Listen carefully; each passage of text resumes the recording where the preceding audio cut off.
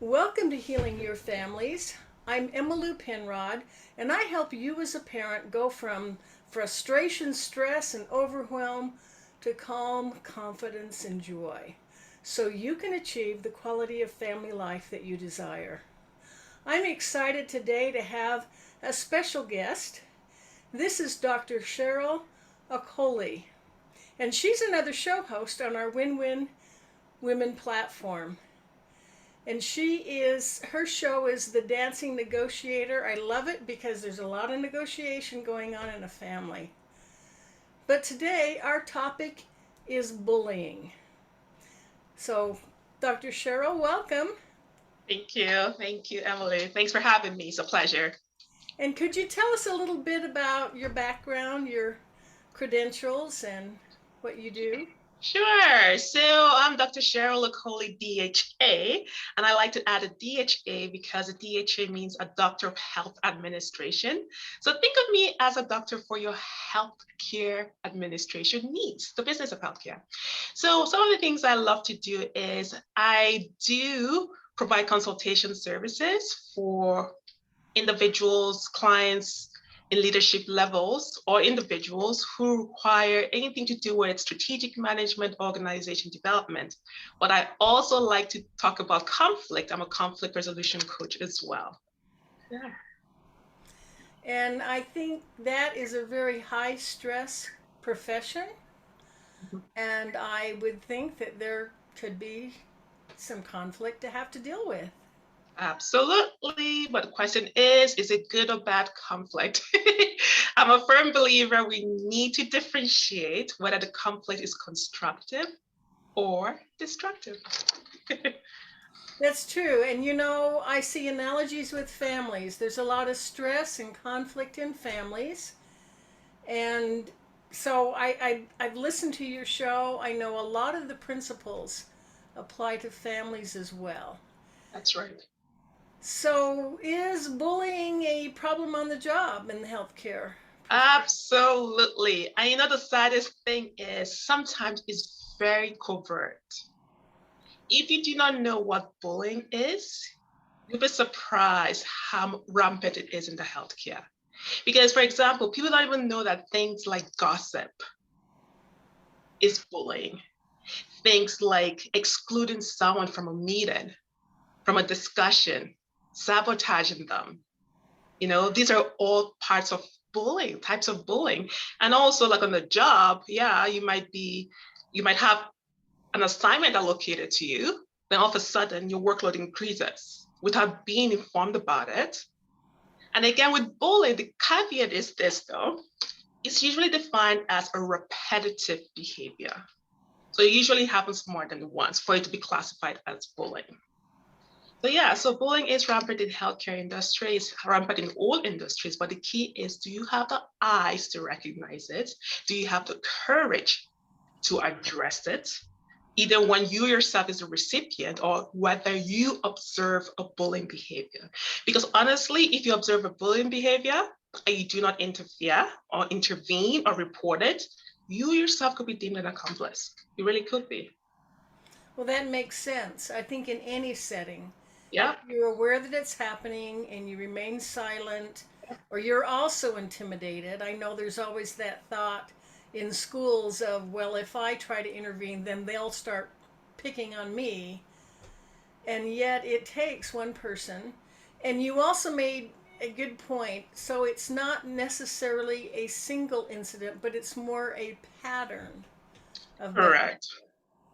But the good news is this, or rather, what I advise people, once you recognize it, the first instance it happens, nip it in the bud. So there won't be a second time. But the reality is that there are some people who, like you rightly said, if they witness something and they go to defend the other person, they fear that they might become a victim. That is a true fear. It's a valid fear, but it's no justification for either if you don't feel comfortable reporting to somebody who maybe might be in a supervisory role. So in the school setting, like you said, you can report it to a teacher or someone else in authority to come intervene if you yourself feel it, you cannot do something personally. rather than confront them face to face, Yeah. just at least reporting it.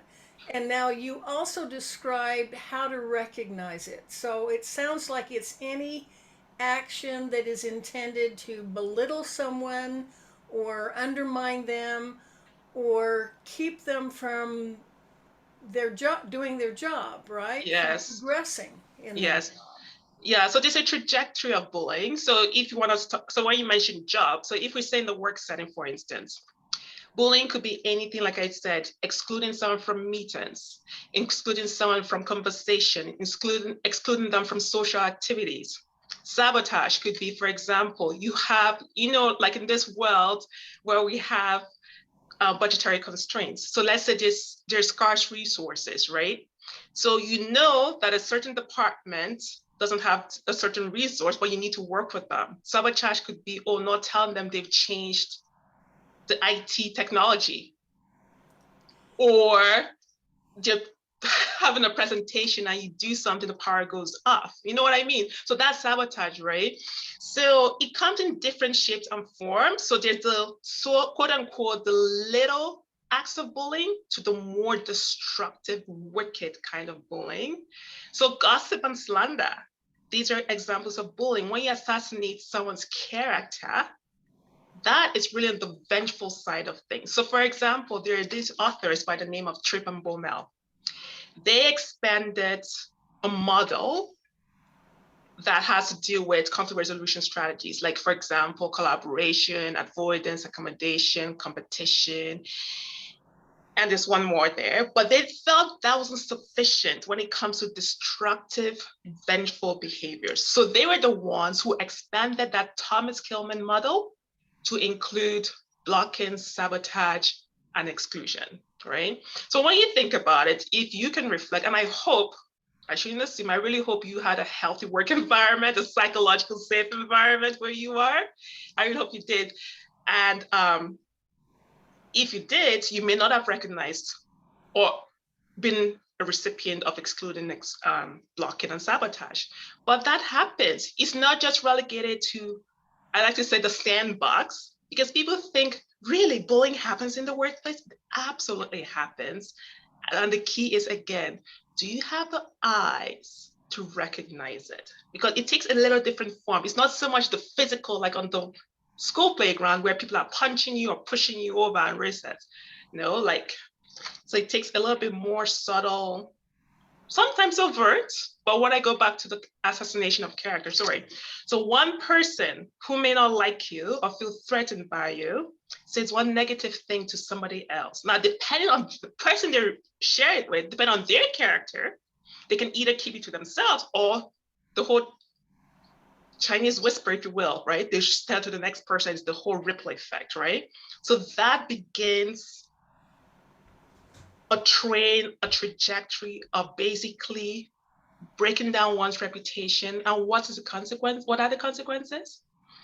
Number one, it could be when it comes for times for promotion, for instance, the manager or whoever, senior management, have heard whispers from other parties without verifying it. They take it as gospel. And what does that happen? The person doesn't get a chance to either be promoted or given some project that can widen their skills or challenge them. So it has a very detrimental effect if it's not nipped in the bud. It sounds like it's the intent. The intent is to stop someone else from progressing, from doing well. It's to drive them out, maybe to encourage them to resign. Yes, exactly. But then again, when I stop and think about it, why do they feel so threatened by that individual that some individuals resort to such destructive behaviors? So when it's said and done, I honestly believe, in my humble opinion, people that bully other people, they seriously have issues. Either it's mental, emotional, or spiritual issues. Because really, why would you want to attack someone? Think of it in the animal kingdom, right? Usually, the most colorful insects, like maybe the yellow and the black ones, sometimes are the most dangerous ones. And usually in the animal kingdom, again, they strike when they feel a foreign organism and a foreign animal is a threat to them, that's when they'll strike.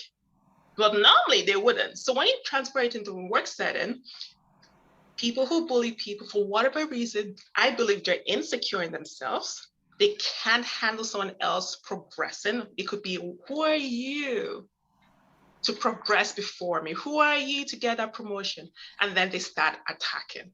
So it could be threats, perceived threats, be it false or actual, jealousy, and a whole list of things only they themselves can answer. But yeah. I totally agree with you on that one in all arenas. I've heard the quote, people who are hurt, hurt people hurt people. That's You right. you don't feel that need to lash out at someone else unless you're really hurting inside. Exactly. And I know for parents, if they're concerned because they see bullying behavior, their child engaging in bullying behavior, maybe it's time to get a better understanding of how they feel about themselves. Maybe it's time to help them bolster their confidence, help them increase their self esteem. I absolutely agree Yeah. that a person who would engage in bullying behavior has issues that need to be addressed. Mm-hmm. Yeah. Yeah. So when you bring it to the family, sometimes children mimic what they see in their environment. So if a child is being bullied in school, I think, and off the top of my head, I'm just going to say there might be 2 or 3 reasons for that. One could be, sadly, they're just in the wrong place. Someone just decides to be mean. Secondly, if they're being bullied, it could be maybe they are doing something. I'm not saying bullying is ever justified. Please mark my words. I believe bullying is never justified, no matter what someone does. It's never justified. But someone, it's funny we're having this conversation because I had this conversation recently about a week or 2 ago, someone talking about the cause and effect. Like if someone is being bullied, there must have been a cause that triggered it. I do not align with that school of thought. I choose not to go there because if that's the case, it makes it sound like there's a justification for someone to be bullied.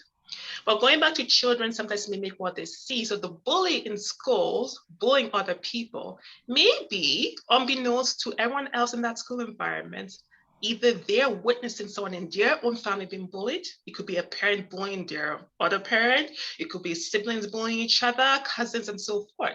And they're just repeating a behavior they've seen in the school setting. Or it could be a cry for help. I mean, you said you're a high school teacher or was a high school teacher. So you can, I'm sure there's a list of myriad of things that could constitute why individuals bully people in the school environment. Oh, yes. Oh, yes. And now, and a lot of it is exactly what you said, it's that insecurity. Maybe they have a learning disability and they see everyone else is just picking it up like this. Mm-hmm. They're just not getting it. Well, it's much more cool to be labeled a behavior problem than a slow student. I see. Oh dear. Those labels. That's another thing. Labeling. Labeling is not one of the best things to do to a child or to an adult. Now, depending on the kind of labeling, that could be a bullying behavior, believe it or not. Yes, I believe it. Yeah. And now, so how would you, in the workplace and also in the home, how would you make sure that you're not indulging in any bullying behavior? I know that respect is key. Yeah. I'm assuming the same is true in the workplace. Absolutely. So, okay. How would you ensure you don't be a partaker of bullying? Be the bully, the one bullying others? Is that the question? Yes. Okay. So I'm a firm believer in number one, 2 things. First is people's characters are their characters. There's some things that cannot be changed. It can be controlled. So what I'm trying to say is this.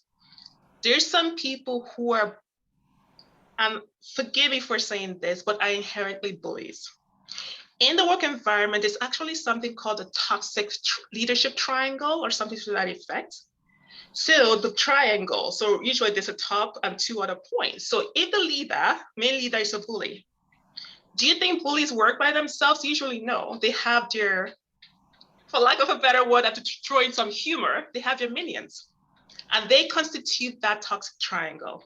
So as long as that person in the leadership role is a bully and nothing has been done about it, do not expect the environment to be clean or healthy. So you need to deal with the issue. So going back to the work environment and your question, I'm a firm believer, two things. So yes, if you're inherently a bully, it's going to be really hard. You can change. But for individuals like that, my experience has been, it takes a lot. Either maybe a warning or a threat that you might be suspended, disciplined, or terminated for them to change their behavior, or to take a miracle. But for those people to guard against bullying, there are policies in the workplace. You're absolutely right about the whole respect thing. But not everyone understands the word respect. Not everyone sees the concept of respect the same. Hence, why we have policies to guide us, to define what is what, right? So I think a guard proof for organizations, and especially here in Canada anyways, and I believe in the United States, similar principles are the same. You do have a work and health safety department, and there are policies, and there are labor laws that also constitute all the psychological safety and policies, right?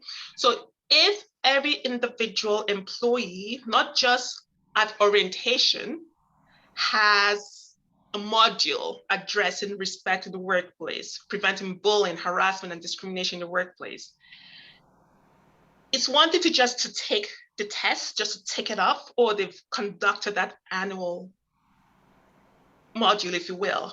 But what about in actual practice? Are staff or employees asked from time to time, is there any bullying taking place? And do they feel secure enough to raise up their hand and say, yes, I have been bullied, or I have witnessed someone being bullied, without fear of being penalized, ostracized, mortified, you name it, any fight you want to add to the word, right? So to guard people from being bullies, really, it's just let's come down to the basic human level. How do you want to be treated? Yeah. The other thing too, though, is sadly, some people cannot see their blind spots. And it takes someone else to point it out to them. I want to go back to something you said earlier. You said it's just part of who they are. Now, that makes me think of, personality styles. And there is that one personality style. I like to use the cartoon characters of the Peanuts gang to help. Okay. Remember Lucy? She loves Yeah. she wants Yes. to make the decisions. She wants to organize things and people. Yeah. So, are you saying that if someone has that hard driving, we've got a goal, we're going to reach it, and they start to value completing the project over the feelings of their coworkers? So, are you saying that sometimes if there's that personality, is that what you mean? No, that's not what I was saying, but now that you bring it up, we can explore that. So yes, there is a potential if you have a dominating personality, your driver, some might call you a slave driver. The key is we need all kinds of personalities in the workplace. Yes. We really do. You do need someone to take charge personally. Exactly. But the question is, how do you do it? Do you do it in a fashion that you bulldoze people underneath you? Do you do it in such a fashion that you're not working at your own pace? Don't get me wrong, some people are slow like snails or the tortoises, right? But even the snail and the tortoise or turtle, that's their nature, but they have their own strengths. So how do you balance the person who maybe is not working as fast as you want them to work? There comes a point in time, if you truly value that person and you think that person is of value to your team, you have to find a middle ground. So individuals that are dominating, the risk is they can be perceived as a bully. Doesn't necessarily mean they are, unless they do those destructive behaviors that I kind of alluded to. Surely the list I gave is not exhaustive, right? I know I've worked with very effective leaders who were very compassionate. They let me know that they cared about me. They wanted me to be successful. It was a joy to work for them. So Yes. I agree. They don't. It's how you use that leadership. Exactly. How you lead people. Because the key in leadership is who is following you. How do you influence people? Just because you have a title or a role that's leadership, let me go back to the title, doesn't really make you a leader. It does not. Just because you have that job description doesn't make you a leader. Who is following you? Where's the impact? Do the people feel they can come to you, they trust you, you're approachable? Do they feel like if they talk to you, you're not going to repeat or break confidences? Right? So Ooh. yeah, so those are some of the thoughts that come to mind. Yeah. And again, in any setting, in the classroom, in the home, it's that influence. I like the idea of a servant leader, Yeah, someone who is leading by serving others, caring about others, exactly. and they will have a greater influence. You also mentioned that the minions, the collaboration, when they form that little, you called it a triad. Can you explain that just a little bit more? Okay, so it's called, I know there are three words to it. I believe it's, well, for sure, toxic and leadership. There's a third word in the middle. I'm having a hard time recollecting now, but I believe it's called a toxic leadership leader triangle or something to that effect. So the key is this, again, sadly, if you have a main leader who exhibits bullying behavior, they look for people like-minded. Or if they're not like-minded, people they can influence to come over to the dark side. So when you hear concepts like this person's in or this person's out, sometimes that's code words, and it's actually documented in the research. Those are code for in means you're part of the circle. We're going to support this person. We're going to invite this person. And the out group, they're the ones that are excluded. They're the ones that experience the sabotage, you You know? see So this in the classroom I'm blocked. all the time. Yeah, sadly, very, very sad. Yes. So the key in disintegrating that toxic leadership triangle or triad, however you want to describe it, in whatever setting you find yourself, is to address the leader at the top. So that's why in the workplace, it's not just a matter of teams go for workshops on how to build your teams. It has to start at the top senior leadership level, at the board level. Because when you think about big organizations, the job of the board is to oversee and govern organizations. So usually, so let's try and create a little bit of hierarchy from top to the bottom. So you have like the board, then you have like the CEO, and then the CEO recruits their directors, if you will, or fellow CEOs. And then managers report to the director levels, the front lines report to the managers, and then you have the employees. This is just a rough thing, right? So look at how many steps of where you need to ensure that each person is practicing respectful leadership, practicing a safe psychological environment. You can't just say, no, just the employees. We need to empower the employees. But are you displaying the same behavior you expect of the people reporting to you? In the families, yeah, go ahead.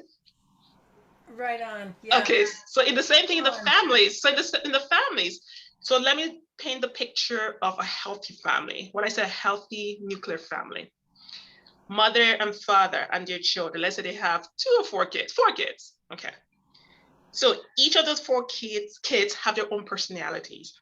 They see things from different lenses. They could all witness the same event, but if you ask each child, they'll tell a different angle, slightly different. It's not that you're skewing the truth or stretching the truth. It's just the way they perceive it, just the angle point, right? Now, if mom and dad are not exhibiting what they expect from the children, what do they expect? Either the children will emulate the negative behaviors from parents, emulate it from TV, from schools, from other unhealthy sources, right? So the mother and father need to exhibit what they expect their children to display. So when you hear things like sometimes parents say, do as I say, not as I do, that can sound a little bit hypocritical, right? Doesn't work. Exactly, right? Because children remember when you think they're not listening, they are listening, you know? Oh, they're watching you. They are definitely watching you, and they are learning from everything you say and do. Exactly. Yeah, it reminds me of an ad I watched actually. It was of a different culture from an Asian culture. Um, I don't understand, well, East Indian culture. And basically, and this is not a slight on any culture, it's just a different ethnic background culture. But what it was showing, it was an ad teaching people about breaking domestic violence. And what the ad showed was two couples gathered together in a living room. Their children were playing marriage. And then one of the little boys said to the girl, oh, yeah, whenever I come back from work, you have to make sure you cook for me. Make sure you cook for me. And then if you don't listen, I'm going to beat you. And then there was silence in the room. One of the couples, they looked at each other and just hung their heads. They were sharing what was happening behind closed doors. And that was powerful enough for them to like, well, the moral of the ad was children are watching, change your behavior kind of thing, right? So yeah, so again, bullying behaviors where, so if a child is bullying, like you said in the school setting, maybe they might have behavioral problems. It could be that they can't control their emotions, their frontal temporal lobe, the executive function is limited, is hampered, right, based on some pathology going on. But for those who don't have that to explain those behaviors, they're picking it up from somewhere, or that is their last cry for help, attention seeking. Yeah, yeah. So, again, going back to if you have that hard driving personality, then if you can temper it with taking time to think about how others feel, and again, in all settings, and focusing on people, and remembering that people are more important than things. Sorry, could you forgive And me? Sorry.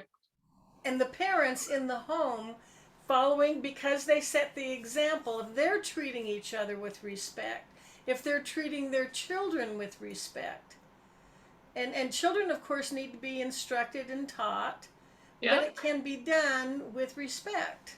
that's right. That's right.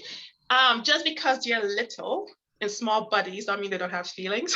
Doesn't mean they're not worthy of respect as well. I can testify a few times, amazing things I've learned from my little nieces and nephews when they were so little, to the point that it stayed with me all this while, in the sense that you can learn things from children. So again, just because they're small, they don't have decision-making power, it doesn't mean you can't learn something from them. I mean, don't get me wrong, there comes a time when you need to discipline them. And the key is, how do you discipline them, right? But before we continue, I just wanted to say something. I just feel I really need to share this.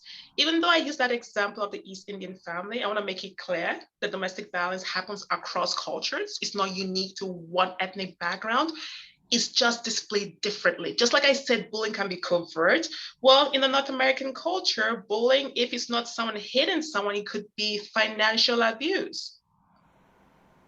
It could be some other shape or form, but bullying is bullying, regardless of culture. So I just thought I should say that. I'm glad you did, and I'm glad you specified overt and covert. So overt would be, you can, bullying at school, your child comes home with bruises and a bloody nose, you can see it. Yeah. Or in the workplace, maybe it's one, and a supervisor shouting, just in front of their peers, dressing down a worker unnecessarily, Yeah. with the intent to shame and humiliate. It's obvious, overt, and then there are the subtle Yes. that affect not so much the body as the mind and emotions. That's right. The emotions, the one that takes forever to heal. A Yes. very, very long time to heal. That's right. To the point that if it's not healed, people can move on. That kind of trauma, any bullying, be it the physical that hurts, you see the bruises, like you said, that will hurt, but it does heal. Hopefully, if it's not extremely severe. But my point is, the bruises disappear with time. The scars, depending on the severity, may or may not be evident. But when it comes to the emotional and the spiritual kind of wounds in terms of bullying, financial, sexual, you name it, those take a while. And again, the individual is different. How fast they heal from those traumatic experiences. Sometimes canceling helps. Sometimes it doesn't because it doesn't get to the root of the issue. So yeah. Okay, now I love how we've talked about being able to recognize bullying, recognizing when it's happening and accepting your responsibility to stop it, to intervene for someone else or Yeah. for yourself. Because in this workplace scenario you've described, if an individual recognized they were bullying and simply quit and left, no one benefits. So sorry, you said the person was bullying others or was the No, bullied? no. If someone recognizes they're being bullied, Ah, they recognize every time I'm scheduled to give a presentation, somehow the power goes off, or or they held meetings without telling me about it. I'm being excluded. If they do nothing, if they just accept it and resign, then in my mind, they would take that mindset with them to the next job. mhm. They And could. they've not solved a problem. Good point, but there are two ways to look at that. There comes a point in time when you ask yourself, how worth it is it? Is the environment I find Oh, myself, yeah. yeah, the environment I find myself and all these things I'm experiencing, is it worth my sanity? Is it worth my family getting a phone call one day and hearing, oh, we're so sorry to tell you, but so and so has passed on? Or I'm so sorry to tell you, but so and so took your life. So you have like because some people do sadly succumb to taking their lives because they're they've been bullied so much they couldn't open their mouth. So you have to assess yourself. Where I am right now, this work I'm doing, is it so fulfilling for me that I feel like I'm providing value and I'm receiving value that I need to stay, speak up, are there chances of this ever changing? Or no, this is not going to ever change. Maybe it's best for me to just pack up and leave. Because the reality is, when you report bullying, again, depending on how safe your work environment is, if it's a psychologically safe environment, do you have things like the whistleblowing policy? If it's a healthy environment, you should feel comfortable reporting bullying without any fear of repercussions whatsoever. Thank you so much for making that distinction. And again, it applies in any situation. In some Yeah. cases, it is time to withdraw from that school and find a better one. It is time to break family ties. But you pointed out, you go through the process, you try reporting it. If that is not productive, if you are in a family relationship that is so toxic, Yeah. your basic needs are totally overlooked and discounted, then it is time to cut your losses. And I know Yeah. of many young people who intentionally take a job 2,000 miles from Yeah, home yeah, yeah. for their self-preservation. That's right. That's a keyword, self-preservation. And that's sad. But the truth is one needs to use wisdom. So in the family setting, it can be hard because depending on if you're a dependent, so let's say your child, your teen, you have no other means of supporting yourself other than your parents or whoever the authority figure is, and that's unsafe environment, people have to, they do weigh the consequences. Some might say, no, I've had it, I'm done. I'm throwing in the towel, I'm getting out of here. I'll rather sleep on the streets than remain there. And some might be like, you know what? Maybe I can find someone I can confide in this community. For some people, it could be their church, it could be maybe a teacher, a principal. But then again, do they feel comfortable, bold enough to share their private lives, because there are feelings of shame that goes with people who are being bullied or being bullied. Because sadly, some people think there must be something wrong with me that I deserve to be bullied, or there's a reason why they're picking on me. But one thing I've said before in one of my shows was this: I invite people to reset that mindset. What is so special about you or about me that they feel it's okay to do that? What is it maybe that's hidden within you that you do not see, but they see it, and that's what they're feeling threatened or jealous about? Perhaps you should stop and take some introspective moments, because no one really attacks what they do not think is a threat. Don't get me wrong, there's positive and negative threats, depending on how you look at it, right? So what is it that they find threatening? And that's a paradigm shift for sure. A big one. It is. And I know from my observation as a school teacher, Mhm. sometimes the threat is nothing more than they're different. They're not like me. And for some reason that's threatening. We've talked about some pretty extreme cases, Yeah. but I'd love to go into, again, my observation as a school teacher is that students respond differently. For example, teasing. Sometimes that teasing can become bullying if it's Mhm. done with a Yeah. cruel intention. If someone is trying to get an emotional response. But I've seen some cases where students are able to just shrug it off or just laugh with Yeah. laugh with everybody, and others where that little bit of teasing just totally devastates them. They're just they feel terrible. So so I'm glad you brought that up. So a few things come to mind with those individuals. I don't know if you're familiar with The Five Love Languages by a gentleman psychologist called Mr. Gary Chapman. So Yes. for those individuals that a little bit of teasing might cut to them, some might say maybe their primary love language is words of affirmation. To the extent that any words that is negative will cut them. Some might say, I'm not saying that's the case, right? And of course, you've probably heard the nursery rhyme, sticks and stones may break my bones, my words may never harm me. That's very false, very false, regardless of your personality. Words stay with you.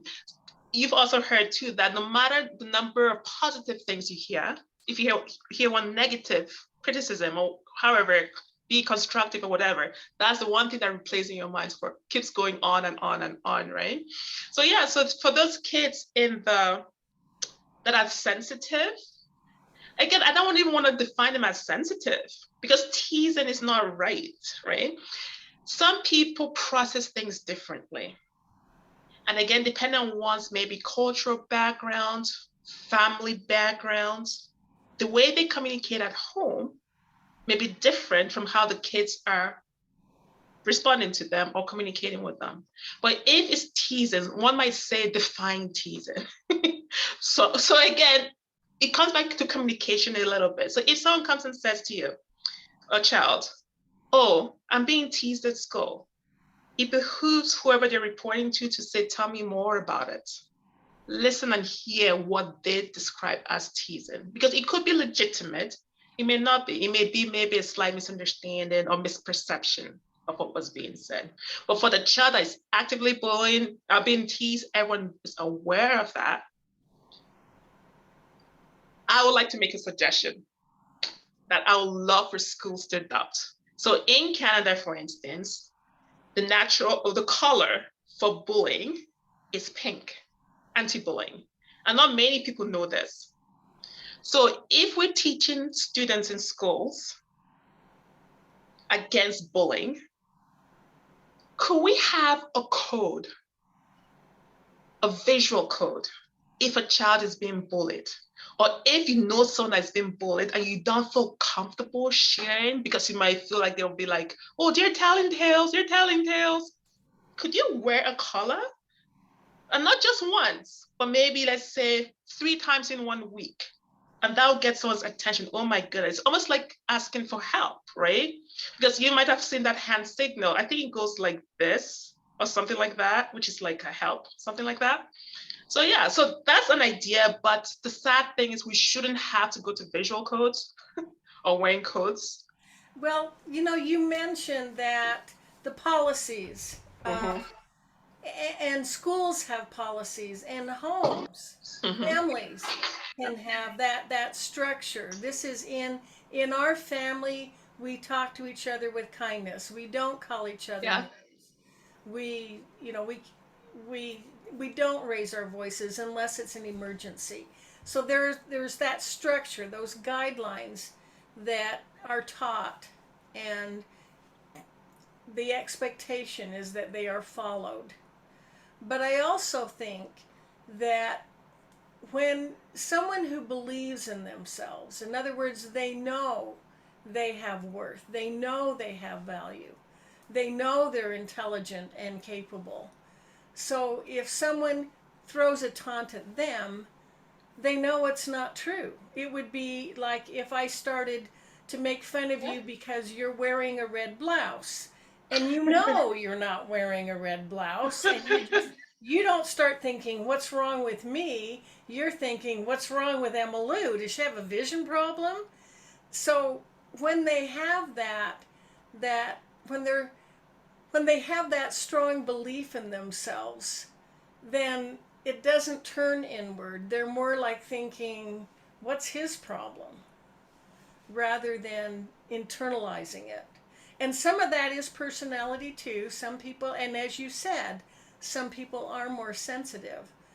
But my observation is it is possible to Yep. bulletproof ourselves, Yep. to be able to recognize this is what's going on. This person is attacking me. And as you pointed out, why is there something about me that's threatening to him? And then to identify, you know, that's his problem. Yeah. That isn't something I'm doing wrong. That's right.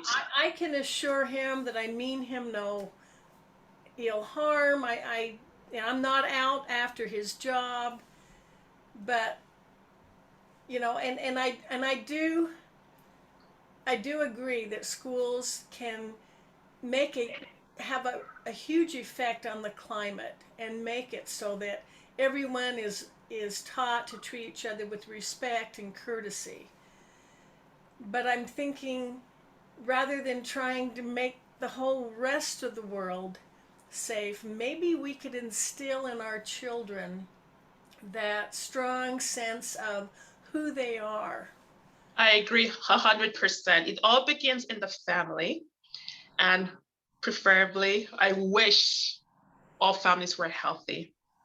So in a normal circumstance, in a healthy family, yes, it all begins in the family. I think mothers are heroines because, well, fathers too, don't get me wrong, but it's just that way that mothers instill values, and fathers too, but there's something different about how a woman relates to a child. You being a mother and have at least, I think, about 4 children. Nurturing, I think, is the Yes, word right. mine. So yes, so telling them that they're loved, instilling that healthy self-esteem within them. I agree with you. Once you know who you are. So I remember someone mentioned that, okay, people in school were saying negative things about them, and they told their mom about it. And their mom said, is it true? And the person said, no, it's not. And it's like, so what is the problem? It's not true. And that stayed with that individual for decades. So no matter, as long as you're secure in who you are, you're absolutely right. As long as you're secure in who you are, what people say shouldn't shake you. It might hurt a little bit, but again, going back to your character, what is your character? The key is do not stoop down to their level to become what they are doing to you.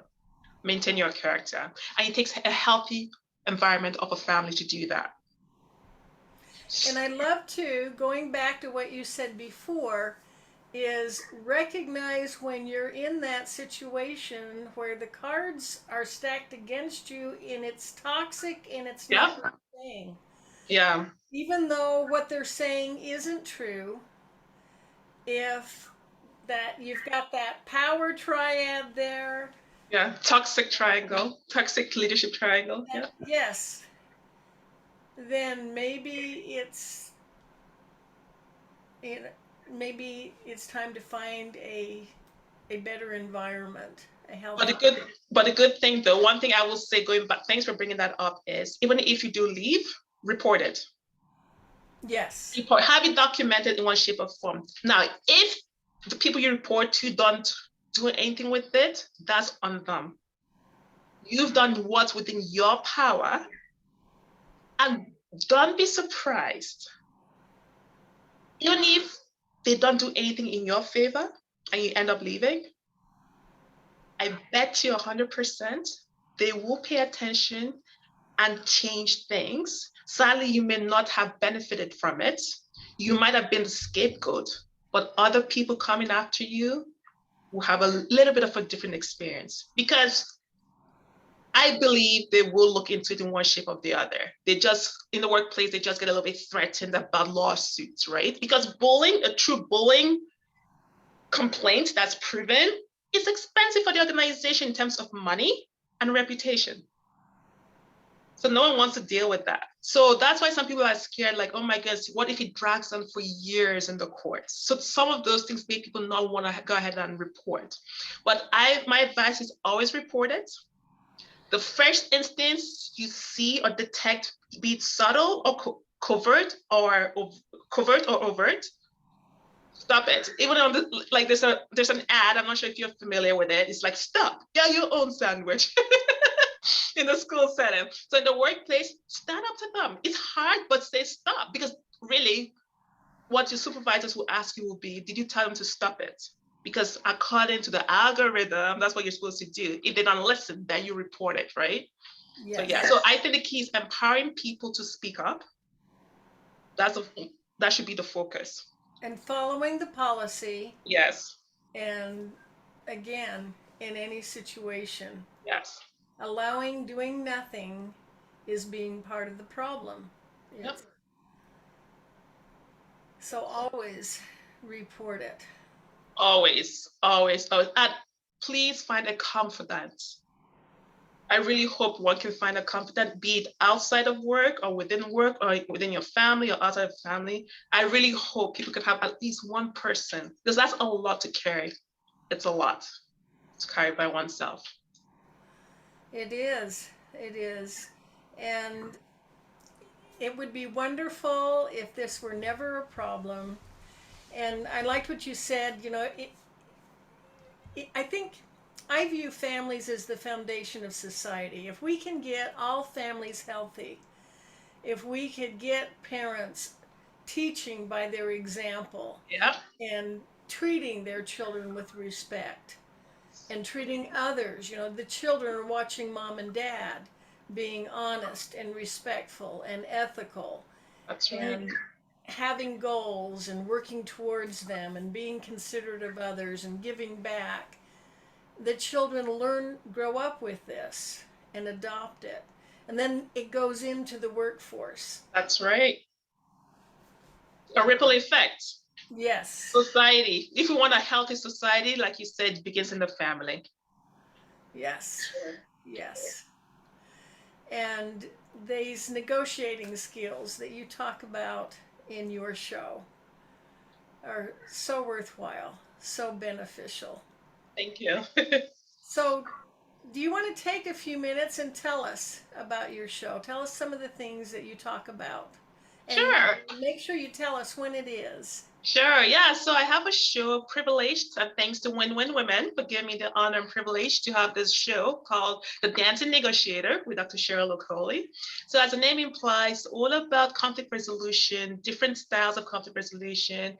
I provide evidence-based frameworks as it pertains to whatever topic at hand. So it could be interpersonal relationships, the positive, the negative extremes. It could be analyzing a movie in terms of what conflict went wrong, how we could resolve it, ethical dilemmas. And yeah, so It's every Friday at 4 p.m. Pacific, 5 p.m. Mountain Time. I'd love for you to join me. And I always leave a show with a call to action of some sort. Yeah. That sounds wonderful. I love it.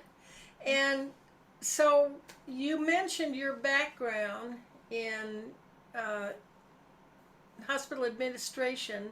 So how long have you been involved in the? Okay, good question. So I've been a healthcare practitioner for 19 years in the healthcare field in different industries. So I graduated as of last year with my doctorate in health administration. So yeah. But before that, I'd been involved in conflict resolution workshops. And because my belief is, and my desire is to empower people to have healthy workplaces. And one of the ways you can do that is, yes, through empowering them to deal with conflict effectively, but also how do you develop an organization? So there are different players. How do you employ effective strategic management, strategic planning, change management, risk management? So all of those factors, I'm a consultant for those avenues I mentioned to you. So anything to help your business in the healthcare field, and also you don't have to be in the healthcare field to partake of my services. You can find me at Cheryl at ShalomEaglesWings.care. That's my email because I care for you. I love it. And you're on the same channel I am on. We're both on channel 1. So they can find you just by going to winwinwomen.com. Mm-hmm. Thank you. That's right. And I love your background. You not only have this expertise and training in human resources and people and interpersonal relationships, but you also have a medical background as well. I do. Yes, it's a very unique background, that's for sure. Yeah, so my foundation, I should say, is nursing. And nursing is very, very holistic. We look at things from all angles. We look at the physical, social, cultural, spiritual, emotional, right? So all those are excellent assets in the work I currently do as a consultant, as a health administration consultant. Yeah, and as my business owner as well. So yeah. So dancing negotiator because I do love to dance, and negotiation is like a dance. Hence the message and the meaning behind the logo that you see before you. I like it. I really like it. And I like that analogy with negotiating and dancing. It is in a healthy marriage, that relationship is like a gentle dance where there's some give and take. Maybe they can take turns leading. That's right. That measure. That's right. And knowing each other's roles. No one Yes. is above each other or under each other. It's working side by side, harnessing and leveraging people's strengths and weaknesses. Yeah. Yes. Now, talk about the petition you are encouraging. Now, this applies to people in Canada. Is that correct? So yes, because I'm Canadian. So basically this petition is born out of a desire of mine to empower and care for healthcare providers. So just like we had talked about, healthcare providers, they come from families. So sadly, healthcare providers do experience bullying, harassment, and they're burning out. So my petition is a plea for individuals who are like-minded, be it if you're in the healthcare industry, to help especially people in the administration, education, research, or the front lines, healthcare providers in those fields. The petition is to provide a retreat for these individuals.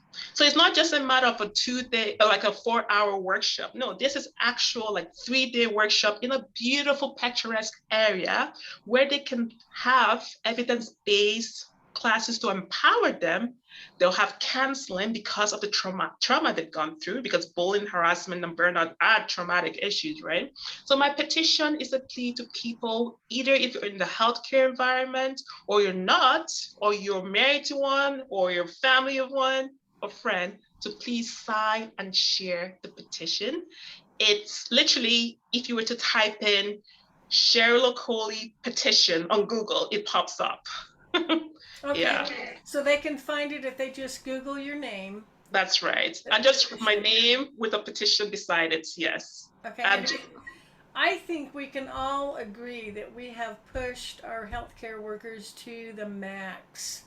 I think in every country in the world. yeah, And sadly. at least in the United States, the current status, they're still understaffed. Yeah, They're still working long hours. yeah. They're still, well, I think it's a stressful job to begin with. It is. And the But interest, sorry, carry on. I was just gonna, with people panicking, they're just putting demands on them, and it's rough. And the interesting thing, this desire of mine was conceived in 2016. It evolved in 2018. And then between 2018 and now, you know what has happened globally. But now I feel the time is now. Again, with strategic management, strategic planning, there comes a point in time when there's a window of opportunity to run with a vision, run with a dream. And I believe the time is now to do something because we do not want our healthcare providers to burn out. And when I say burn out, we don't want them to be like throwing the towel, we're done.